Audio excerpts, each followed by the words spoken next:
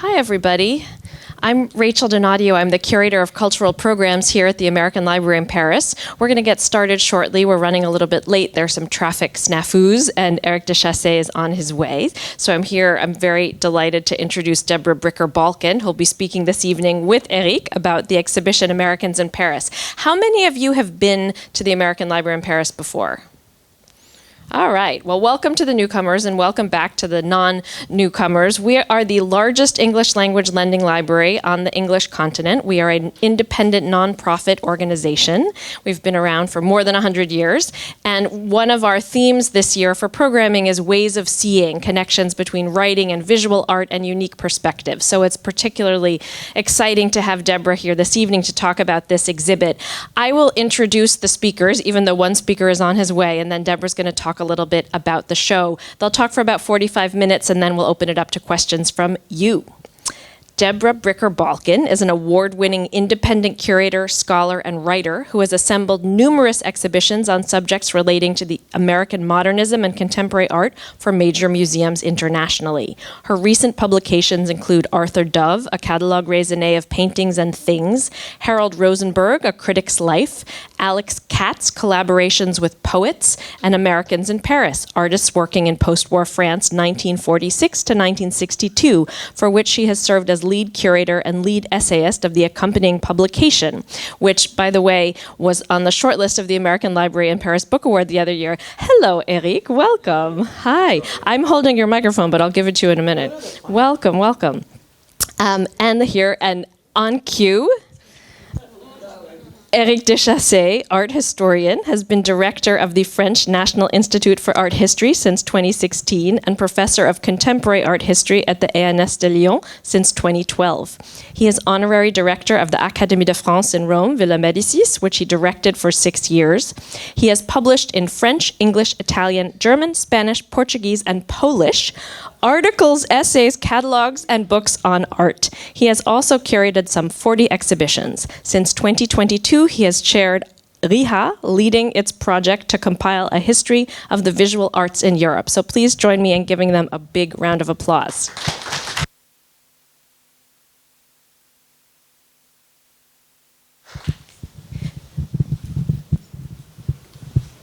Do you want me to start? You were going to talk a little bit about the history of the exhibit, and then you can, Okay, great. Leave it to you. Well, first of all, I'm delighted to be here. This is such an appropriate venue to talk about Americans in Paris, and thank you very much for the invitation, Rachel, and glad to be in conversation with Éric.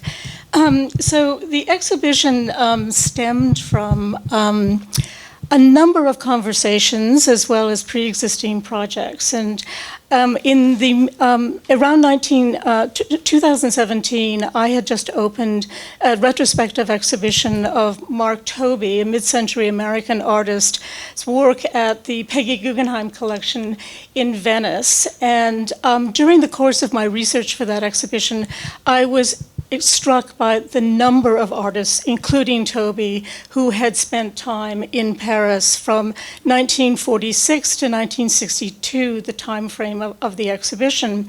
I came back to New York and had lunch with Lynn Gumpert, my co-curator on this project, and it was during the time that the Gray Art Museum, of which she was the director until very recently, had an exhibition up called Inventing Downtown that looked at a number of artist-run exhibitions. Oh, you can't hear me? Okay.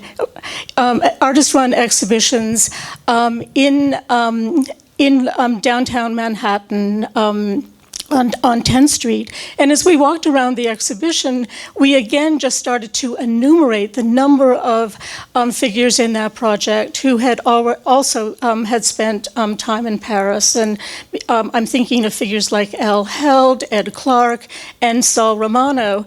So over lunch, we began to explore this idea and almost immediately settled on the idea of an exhibition. There has never been an exhibition in in United States that has explored this idea in depth. So the show was launched in 2017.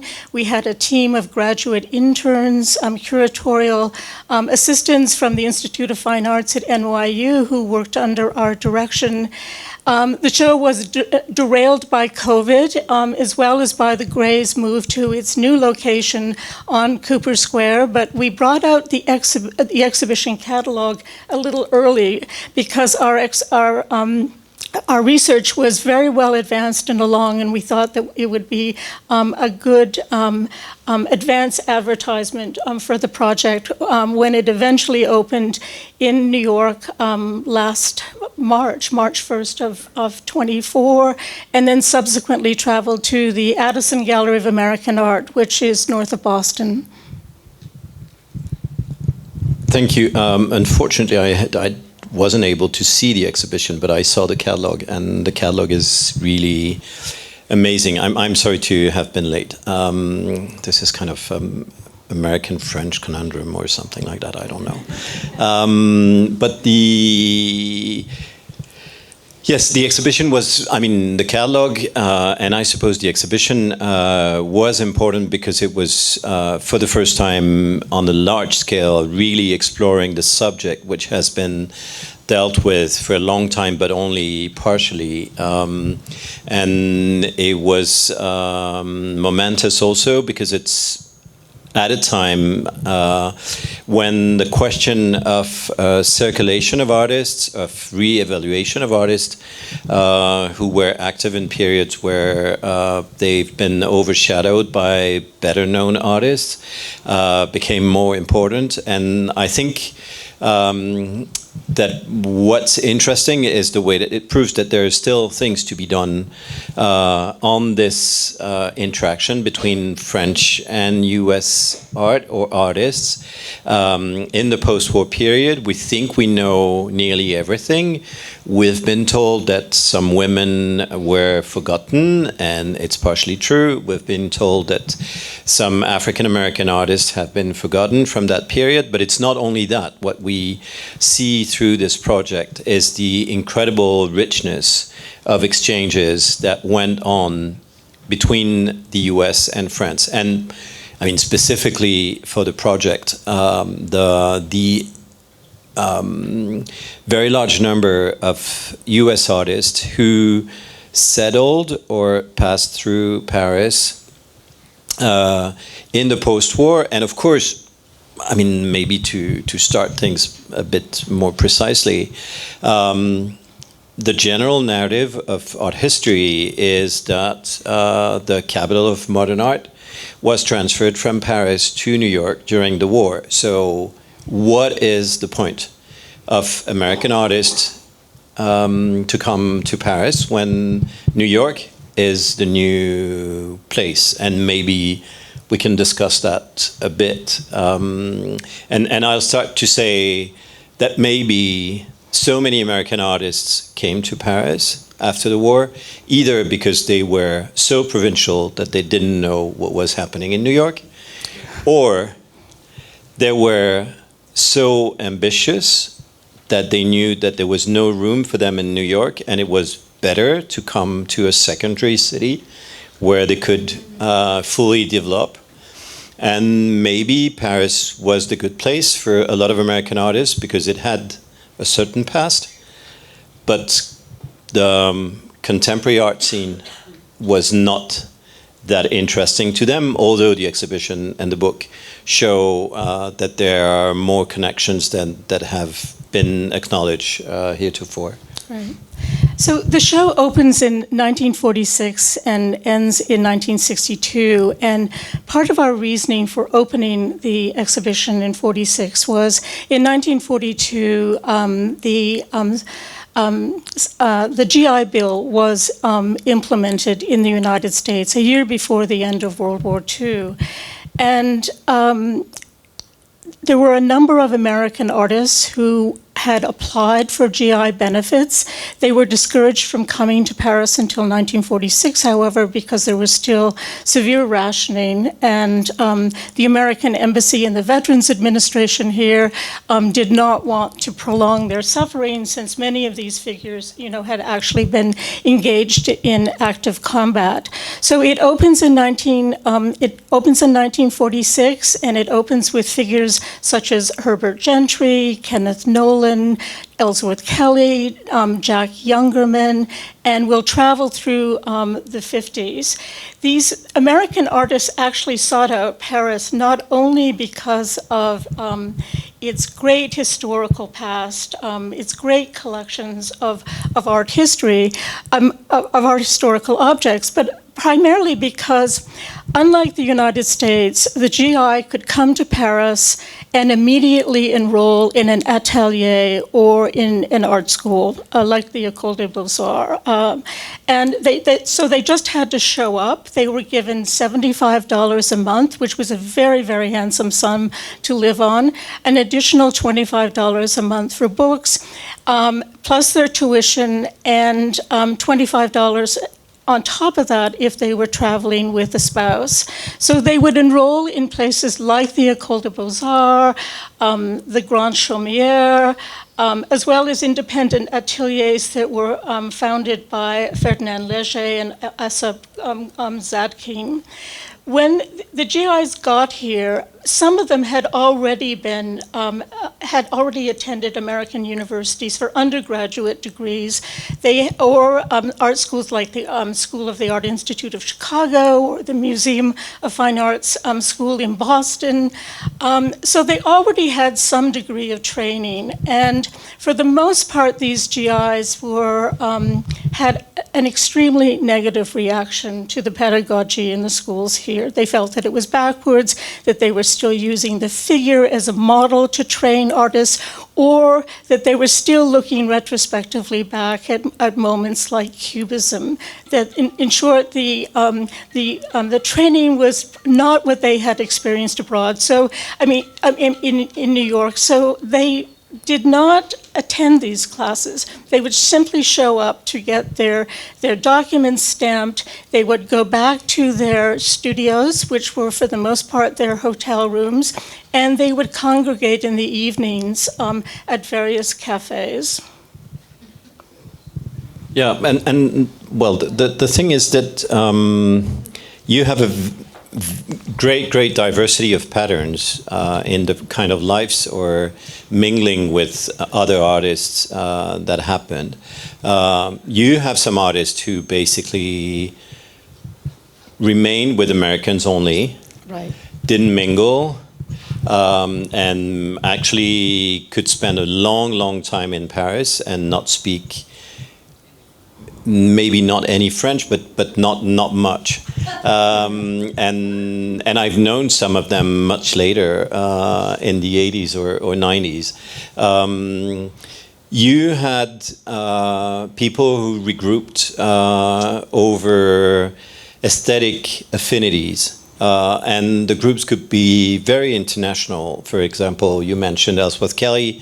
Ellsworth Kelly became friends with Jack Youngerman when being in Paris. Ellsworth Kelly had studied in Boston, which was a very conservative school. He had, for him, the great experience was being taught by Beckman for a few weeks or days.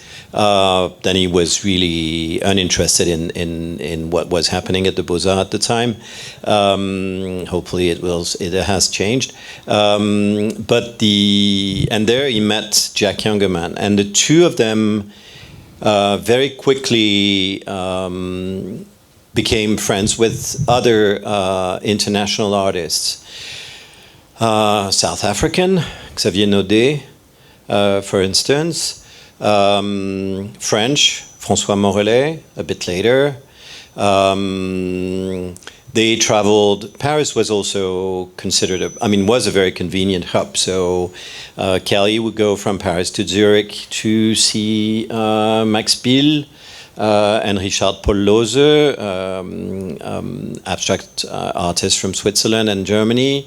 You could travel everywhere in France also. And it doesn't mean that he was looking at what was happening otherwise. He was briefly friends also with Arnaud, the gallerist and founder of a magazine, Simez, and John Franklin Koenig. But it was always very restricted. And yeah, I can give you an anecdote. Kelly always said that his French was very bad, that he didn't know how to speak or anything. And I remember speaking with him, and you know, and we always spoke English. And then one day he called home. I think it was 20 years ago or 30 years ago. He called home, and I wasn't there. And my daughter, who was not speaking good English, came to me after I came back, and she said, "Oh, Els was called, and he told," and she spoke for 10 minutes or 20 minutes about what he had told her. So I said, "But what language did you speak? I'm surprised." And she said, "French, of course." And so there was also a posture of being isolated when in fact you could be part of French life much more. Then you have artists who completely blended into the French scene or international scene, with a few, people in between. But it's a very diverse situation, and I think there is no way to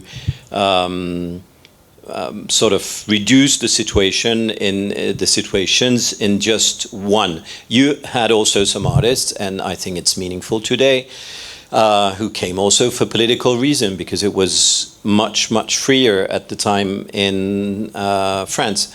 Someone like Hal Held was able to be openly a communist in Paris. In New York, being a communist end of the 40s, early 50s was just impossible. Right. It was a time of the McCarthy era, and Al Held who was a social realist painter who had studied at the Art Students League, felt that once he came to Paris, he could actually make the leap into abstract painting, something that he felt that he would be severely judged by if he had remained in New York. Also, Ellsworth Kelly's good friend, Ralph Coburn, was somebody who was acutely aware of the House Un-American activities that were indicting various writers, filmmakers, artists for their communist past. And while Coburn did not have a communist past, it was something that deeply alienated him in terms of American politics at the time. Yeah.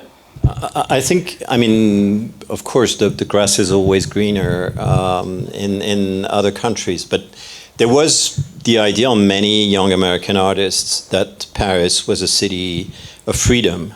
And again, I'm taking that, including the idea that because you were not at the forefront of what was happening, it was freer also. You could develop maybe more slowly or in ways that were difficult in the US if you had stayed in the US. So really you have a lot of different attitudes over the period, including, a lot of things were in that sense looser in Paris.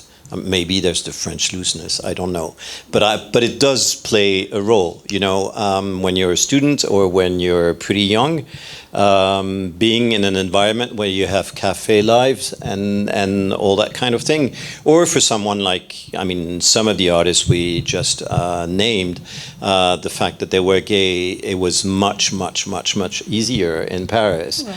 Where it was, you could see Jean Genet and then do things with him eventually, or not, depending. But it was part of the French fabric in a way that was much, much more difficult in the US, even more so outside of New York City. And a lot of the American artists who came to Paris were actually from other cities than New York. I mean, there are some artists, and you spoke about Hal Held as a good example, but as someone coming from New York City, but a lot of them came from other places where life was more difficult. And the same goes. It's not for African American artists. It's not to say that it was that France was not racist or anything, but it was in a way less strict.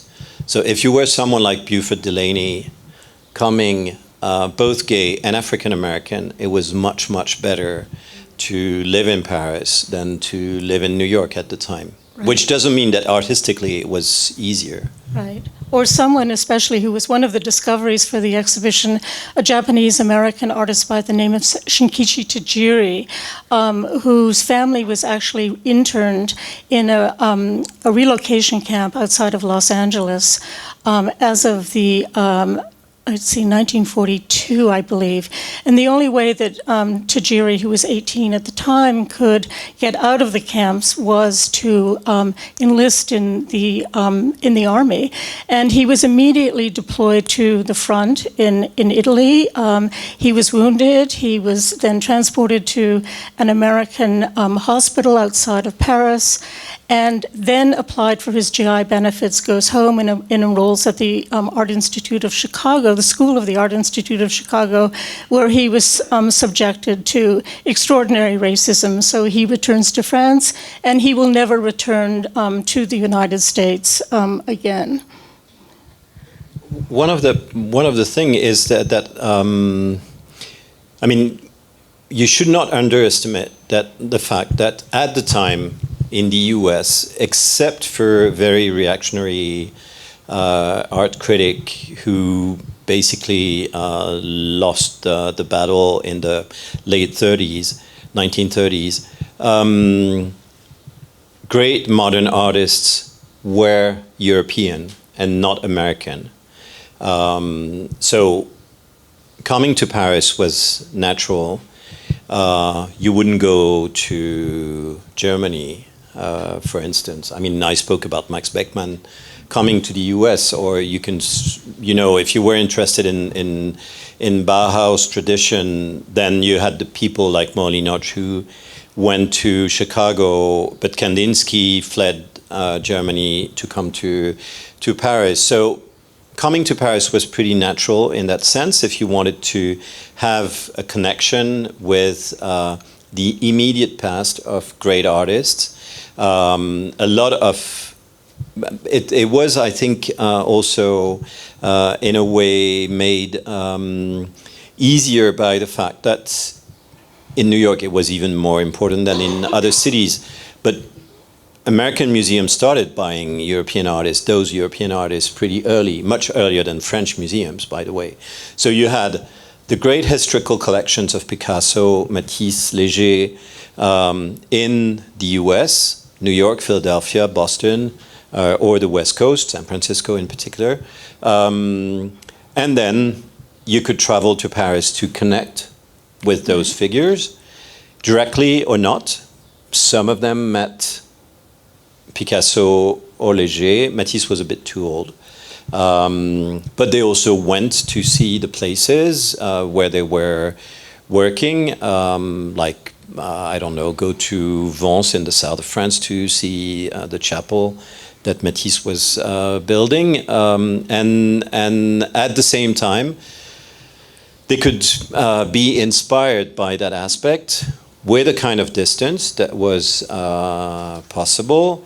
And it's only gradually, and then it changes, and the people who are coming, and I'm thinking of people like Joan Mitchell, for instance, that some US artists were recognized as very important, if not major, people like Jackson Pollock. I mean, the first generation of US abstract expressionism. And then it becomes something different because people could have the feeling, and I think it was the case of Joan Mitchell, for instance, in the early 50s, that when she moved from Chicago to New York, it was moving to the center of the art world. And then recognizing Pollock and de Kooning as the main figures in modern art, then meeting and knowing some European artists, or it's interesting because everybody. She was of course very close to Jean-Paul Riopelle, and Riopelle was Canadian, but he was clearly not American, absolutely not American. He had been to New York just after the war, and I thought that it was not a place where he could be free, and came to Paris for that reason. So Paris was much, much more international in terms of artists, critics, than New York at the time. New York had the collection, yes, but not the milieu, and the milieu was really international in Paris at the time. Well, and also, just speaking of Joan Mitchell, she was somebody who, again, as Eric mentioned, had studied at the School of the Art Institute of Chicago, moves to New York, began to exhibit in the early 1950s, but was excluded from the critical discourse, in part because she couldn't be integrated into the critical analysis of Clement Greenberg, who is somebody we think of as the architect of abstract expressionism. There were no women integrated into that movement, so Paris became an incentive for her, even though she did complain about the American community here in Paris. She felt that she talked about the community as a clean community, that they failed to meet that many French or international figures. Well, I would sort of disagree on the fact. She was really recognized in New York, not by Greenberg, who was not interested in her work. Greenberg was actually interested in the work of just one woman artist, Helen Frankenthaler. Yeah. And that's another story. We won't go into that now, I think. But younger critics, people writing in Art News and the other magazines who were supporting abstract expressionism, were writing highly about Joan Mitchell pretty early on.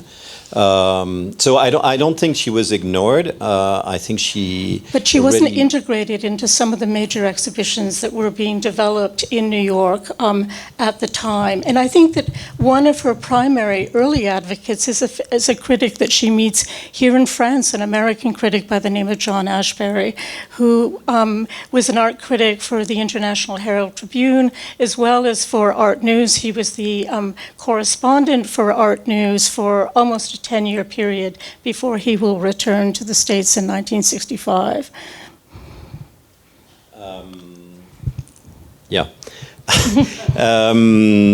Well, at the same time, you do have.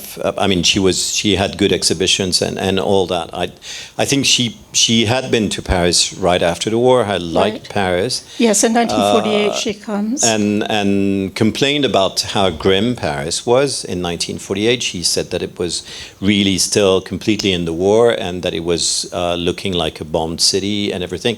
Her descriptions of Paris in her letters at the time, from the time, are really. She must have been pretty depressed, and I would say, because she finds exactly the same thing when she goes to the south of France, to the coast in Sanary, and she speaks about Sanary in some of related terms.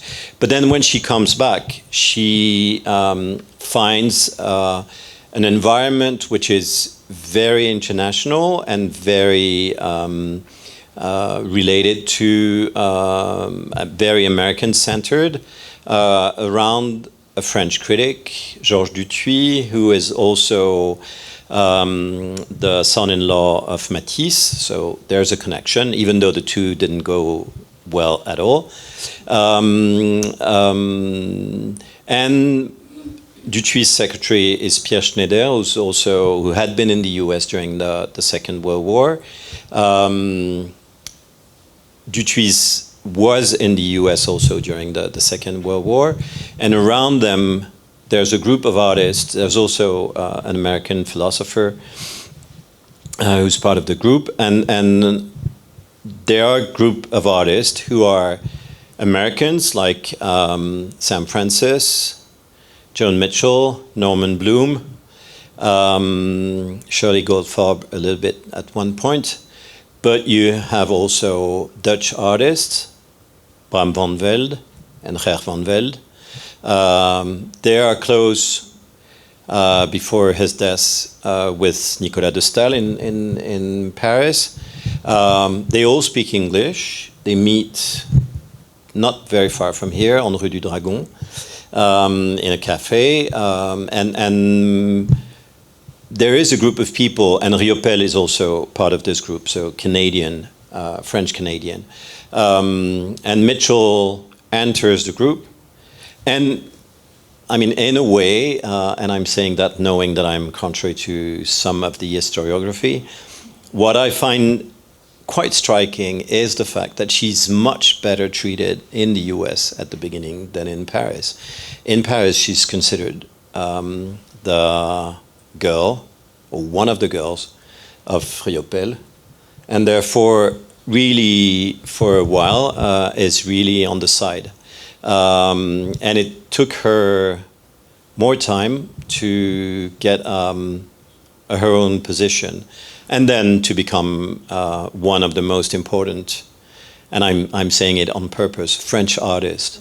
Although she never was French by nationality and never considered herself. I don't even know if she was speaking French. I don't think so. I only spoke English with her, so I don't know either. I mean, in the early 80s.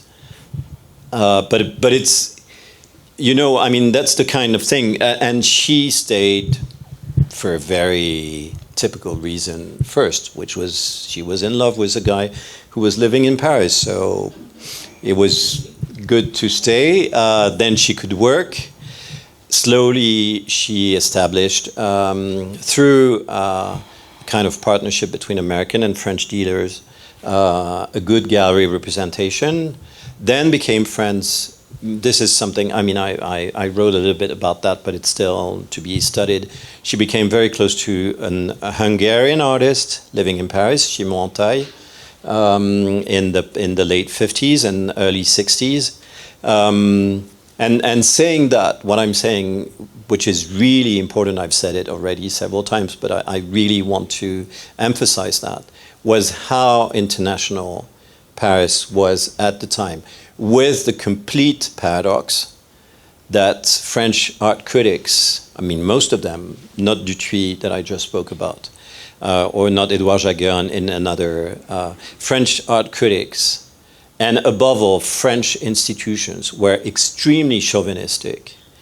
Not in the same way. It's the time when American institutions and critics become chauvinistic, thinking that definitely the important things are happening in the US. By the US, they actually mean New York. The rest of the US doesn't exist. Or it exists in a regional sense of the word. But in France, it's just chauvinistic by a complete complex of superiority. The idea that France has dominated the art world since Impressionism, not caring, not knowing what happened everywhere in the world, in the rest of the world. I mean, it's also out of sheer lack of curiosity and knowledge. And at the same time, so you have this kind of environment which is premised on the idea that you're going to go unbothered in a way, and that it's actually people like Ashbury who are able to do the hard work of finding the good international artists and presenting them to an international audience. And you have the same kind of figures from other countries in Europe operating in Paris. You know, looking at Italian artists in Paris or looking at German artists in Paris. And this kind of extremely international community, I think, is really crucial to understand what's happening. Do you want to open it? Okay.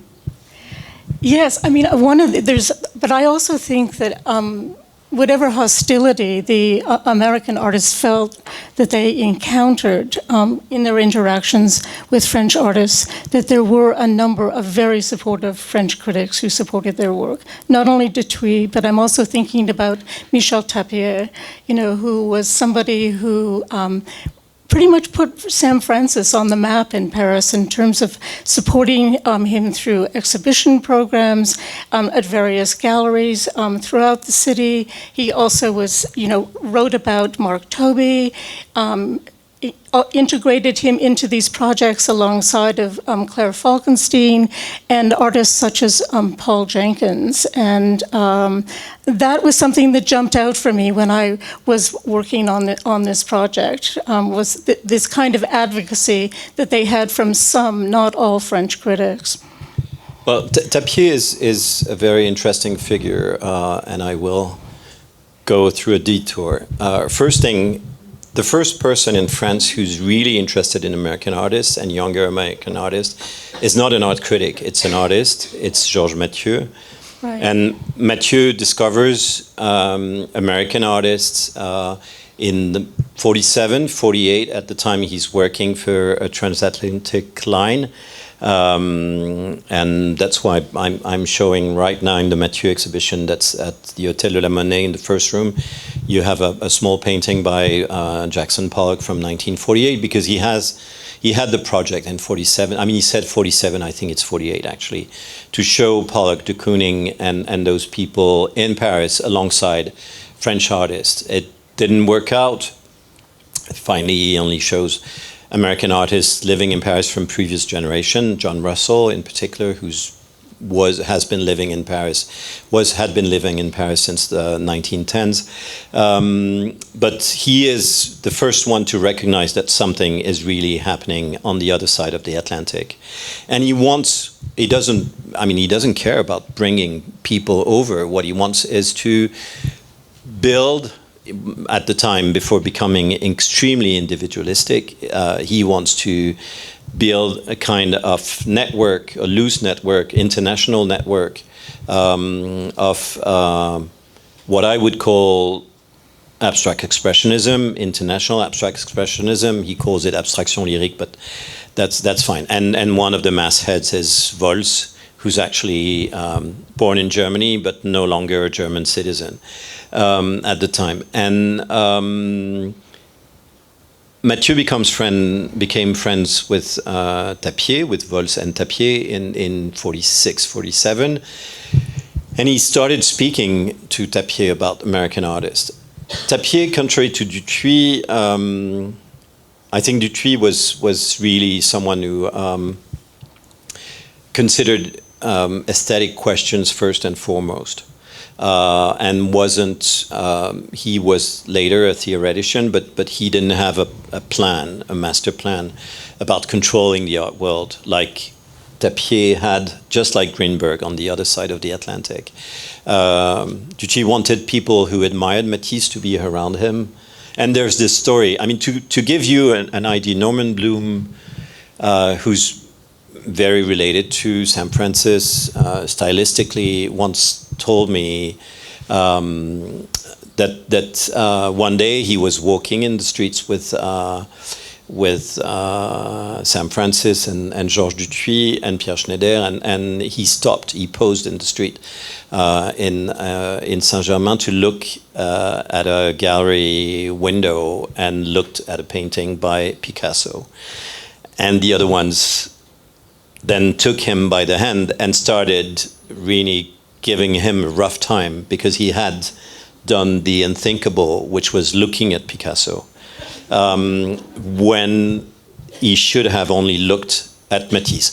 You have similar stories on the other side, you know, Picasso telling that, I mean, Gertrude Stein speaking about Picasso throwing darts at the painting by Matisse he owned in 1909. So there's a real rivalry here. So that was Dutuit.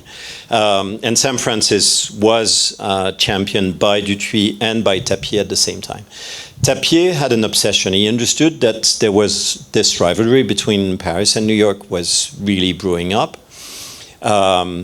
And basically, just like Greenberg in New York decided to ignore anything that was produced by the French artists. You know, literally, if you read the reviews of Clement Greenberg in the late 40s, early 50s, you know, he goes into a building, you have several galleries, he only mentions the one who are showing American artists and just ignore the ones who are showing French artists at the time. Tapier does exactly the same. But his strategy is very different. He wants to bypass New York, just ignore New York. So he invents a kind of direct relationship between the west coast of the US and Paris. So San Francisco is perfect because San Francisco is coming from San Francisco, so it's fine. Toby is coming from Seattle. So this is fine. But if someone, I mean, he organizes actually with Mathieu in 1952 a Jackson Pollock exhibition, but that's sort of, Pollock is the only one in his, you know, most of the other ones, or maybe not the only one, but nearly the only one. And he invents this concept, which he only defends, which is the École du Pacifique, Pacific School.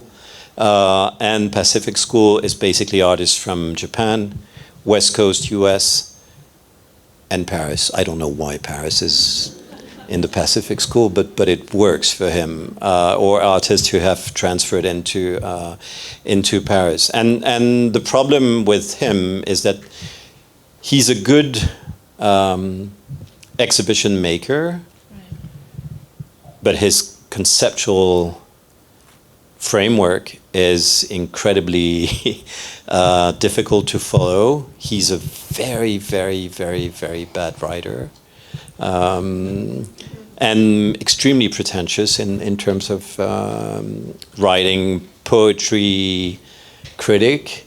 He's really, but and what's interesting is that he is on the lookout for artists who would be part of this alliance, so to speak. So, for instance, he travels to Washington, D.C. to find artists like Morris Lewis and Kenneth Noland to be part of this thing. So it's not only, you know, I mean, it's very interesting because all this is integrated with questions of market, of strategy, of politics, of world domination or vying for world domination in a way, which is really, and ignoring some other parts of the world, or of Europe, actually.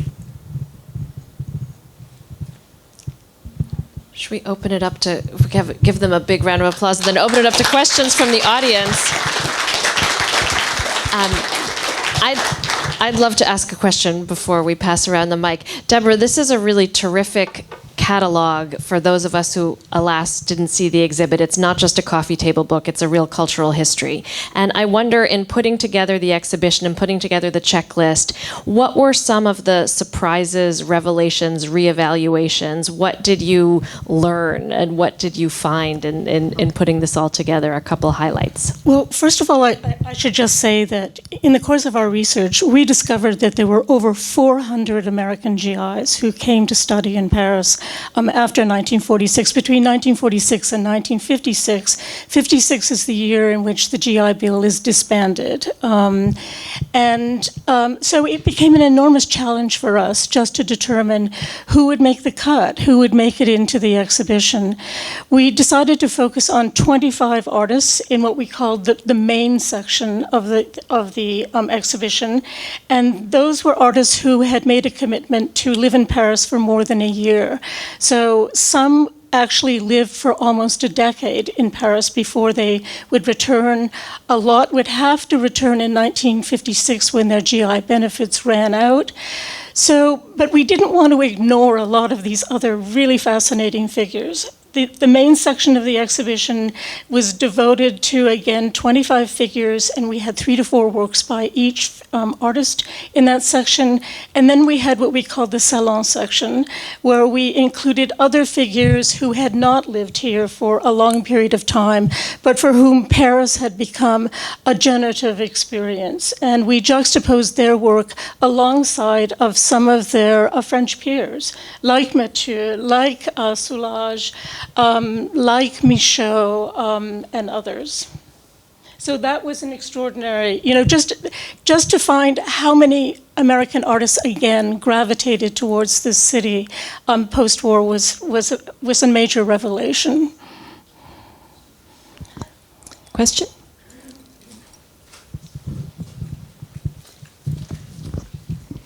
Thank you. This is fascinating. I love it. Art, America, Paris, all in one book.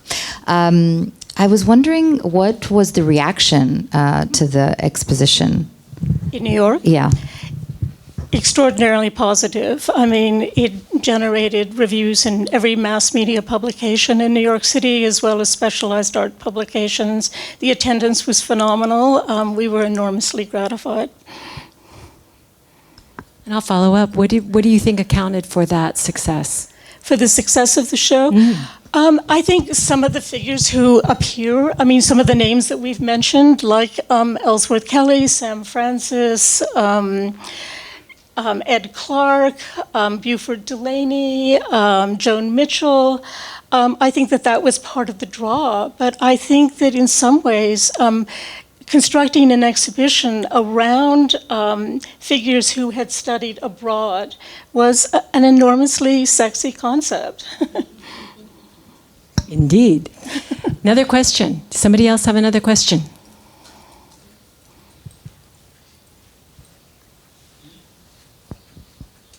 Thank you. So much has been written about Paris after World War I into the 20s, that whole movement. I know it's a very broad question, forgive me, but are there any major differences in the dynamics that you see Paris between the wars and then the post-World War II into the 60s? That could be the subject of a whole book, I know. Yeah. Well, the big difference is first American politics. The first thing, you go from isolationist situation after the First World War to the will to impose themselves on the rest of the world, in a way, or to fight the war against communism on the European battleground. And Paris and France is a very important place. I would say that's one big difference. The second one, and remember that there's an extraordinary political hostility towards America and France at the time we're speaking about. Among vast portions of the population, the Communist Party is really demonstrating, maybe not every day, but really regularly against American presence in Europe and in France. The NATO presence in France is denounced over and over again.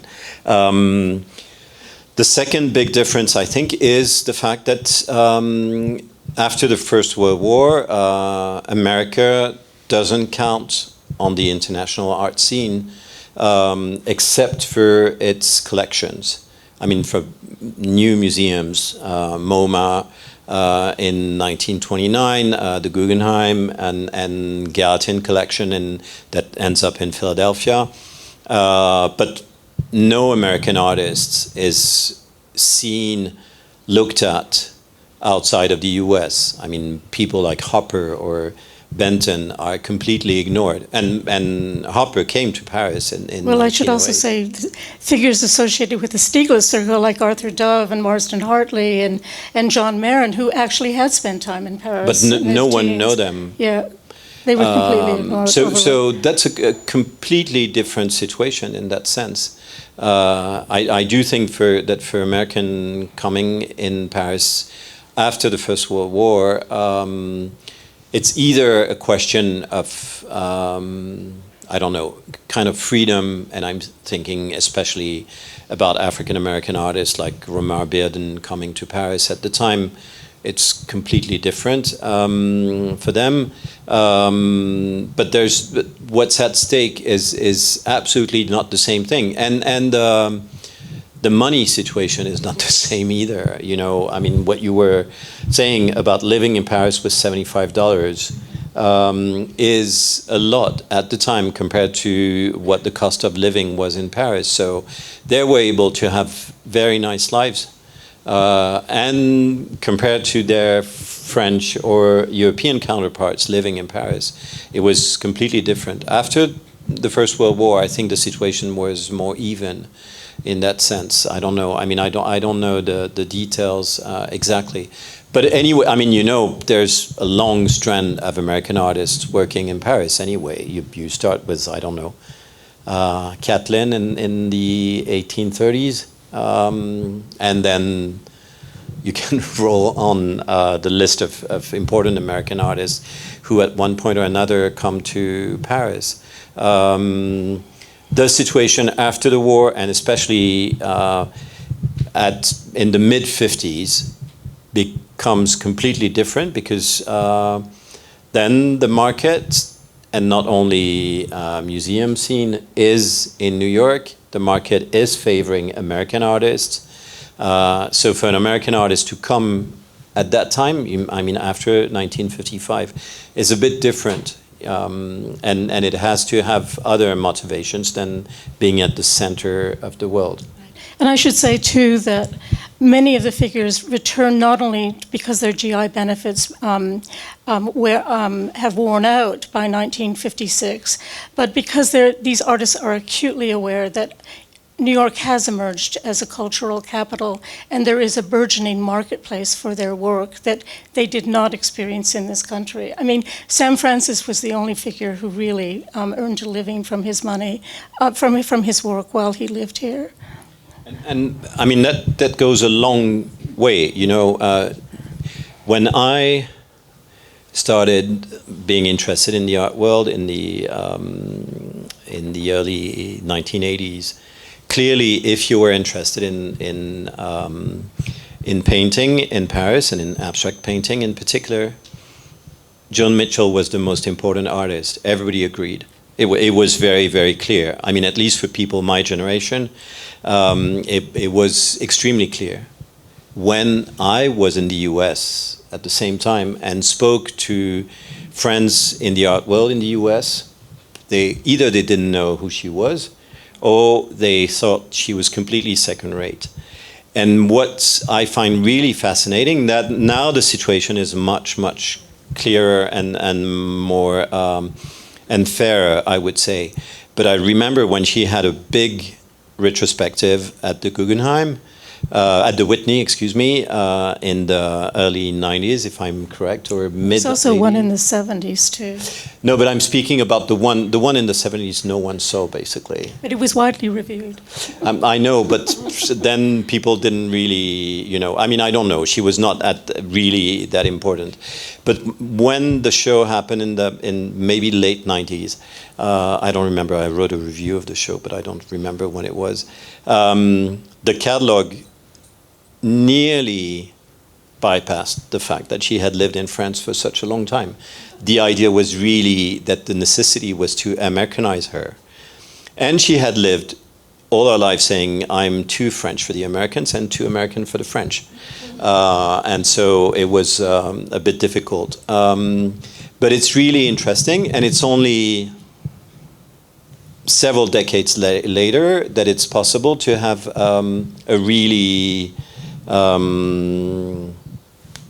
fairer view of her situation, and where you can have an exhibition originating in the US, traveling to Paris to the Fondation Vuitton, and really placing her on a larger map, even though, and it's still interesting to me, at Fondation Vuitton she had to be coupled with a French artist, Monet, to be really deemed important or major in France. But and I'm a bit exaggerating this thing, but it's at the core there's something true about this kind of